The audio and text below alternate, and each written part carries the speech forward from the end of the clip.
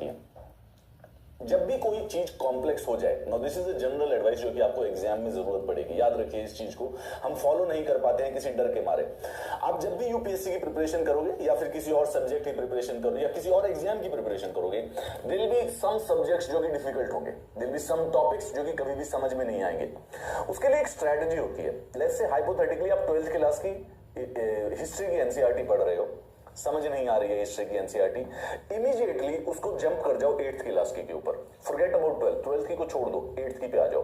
अगर जिस भी सब्जेक्ट में डिफिकल्टी आ रही है, the simple strategy to win over that subject is that कि उस सब्जेक्ट की जो भी बुक आप यूज कर रहे हो उसके नीचे वाली बुक के ऊपर आ जाइए।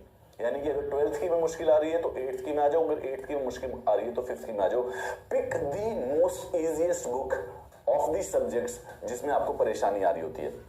उसके बाद जब आप पढ़ना स्टार्ट करें, अगर उसके बावजूद भी सब्जेक्ट्स में प्रॉब्लम आ जाती है, तो हमेशा सिर्फ और सिर्फ हेडलाइन या फिर स्ट्रक्चर याद कर लीजिए, जो बीच की जो डिटेल्स है उन्हें छोड़ दीजिए।